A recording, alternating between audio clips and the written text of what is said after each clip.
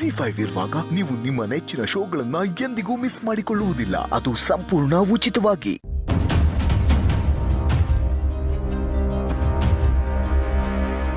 ಏನು ಅಂತಾನೆ ಗೊತ್ತಾಗ್ತಿಲ್ಲ ಚಿಕ್ಕಮ್ಮ.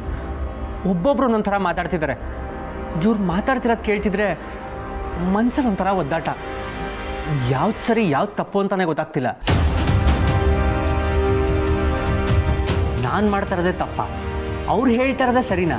ನಾನು ಅವ್ರು ಹೇಳ್ತಿರೋದು ಅರ್ಥ ಮಾಡ್ಕೋತಿಲ್ವಾ, ಅಥವಾ ಅವರೇ ನನ್ನನ್ನು ಅರ್ಥ ಮಾಡ್ಕೋತಿಲ್ವಾ? ಯಾವುದು ಅರ್ಥ ಆಗ್ತಿಲ್ಲ. ತುಂಬ ಕನ್ಫ್ಯೂಸ್ ಆಗ್ತಿದೆ ಚಿಕ್ಕಮ್ಮ. ನಿನಗೆ ಯಾಕೆ ಹಾಗನ್ನಿಸ್ತಾ ಇದೆ ಅಭಿ? ಮತ್ತೆ ಯಾರಾದರೂ ಏನಾದರೂ ಹೇಳಿದ್ರಾ? ಇನ್ನೂ ಏನು ಹೇಳಬೇಕು ಚಿಕ್ಕಮ್ಮ? ಅಲ್ಲಿ ನೋಡಿದ್ರೆ ಅಣ್ಣ ಇಡೀ ಆಸ್ತಿನೇ ಬಿಟ್ಕೊಡ್ತೀನಿ, ನೀನು ಮಾತ್ರ ಮನೆ ಬಿಟ್ಟು ಹೋಗ್ಬೇಡ ಅಂತಾನೆ. ಈ ಕಡೆ ತುಳಸಿಯವರು ನಾನೇ ಮನೆ ಬಿಟ್ಟು ಹೋಗ್ತೀನಿ, ಆಸ್ತಿಲಿ ಭಾಗ ಕೇಳಬೇಡ ಅಂತಾರೆ. ನನಗೊಂದು ಅರ್ಥ ಆಗ್ತಿಲ್ಲ, ಇವರೆಲ್ಲ ಇಷ್ಟೊಂದು ದೊಡ್ಡ ತ್ಯಾಗಗಳು ಮಾಡ್ತಾರ? ನಿನಗೆ ಹಾಗೆ ಅನ್ಸುತ್ತೆ ಅಭಿ? ಅವ್ರಿಗೆ ಸುಮ್ಮನೆ ನಿನ್ನ ಉಳಿಸ್ಕೊಳ್ಳೋಕ್ಕೋಸ್ಕರ ಹಾಗೆ ಹೇಳ್ತಿರ್ಬೋದಲ್ವಾ? ಸುಮ್ಮನೆ ಹೇಳ್ತಿದಾರ? ಸುಮ್ಮನೆ ಹೇಳಕ್ಕೆ ಹೇಗೆ ಸಾಧ್ಯ? ಬ್ರೋ ನೋಡಿದ್ರೆ ಬಾಂಡ್ ಪೇಪರ್ ಮೇಲೆ ಬರ್ಕೊಡ್ತಿದ್ದಾನೆ, ಇವ್ರು ನೋಡಿದ್ರೆ ಮಾತು ಕೊಟ್ಟಿದ್ದಾರೆ. ಇನ್ನು ಚಿಕ್ಕಪ್ಪ ಹೇಳೋ ಮಾತುಗಳನ್ನ ಕೇಳಿದ್ರೆ ನಾನೇ ತಪ್ಪು ಮಾಡ್ತಿದ್ದೇನೇನೋ ಅಂತ ಅನಿಸ್ತಾ ಇದೆ. ಚಿಕ್ಕಪ್ಪ ಬೈದು ಹೇಳ್ತಿದ್ರು, ಸರಿಯಾಗಿ ಹೇಳ್ತಿದ್ದಾರೆ ಅನ್ಸುತ್ತೆ. ಯಾಕೆ ಹೀಗೆಲ್ಲ ಆಗ್ತಿದೆ? ನಾನು ಈ ಮನೆ ಭಾಗ ಮಾಡ್ಕೊಂಡು ಹೋದರೆ ನಿಜವಾಗ್ಲೂ ಇಷ್ಟೆಲ್ಲ ತೊಂದರೆ ಆಗತ್ತಾ?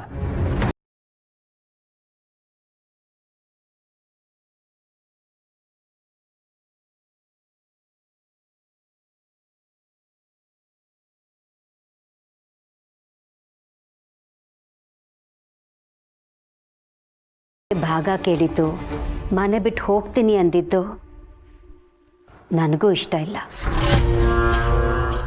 ಅತ್ತೆ ಏನು ಹೇಳ್ತಿದ್ದೀರಾ? ನಾವಿನ್ನೂ ಇಲ್ಲೇ ಇದ್ರೆ ಅವರೆಲ್ಲ ಅಭಿನ ಎಷ್ಟು ಕಡೆಗಣಿಸ್ತಾರೆ ಅಂತ ಗೊತ್ತಿಲ್ವಾ? ನಂಗದೆಲ್ಲ ಗೊತ್ತು ದೀಪಿಕಾ.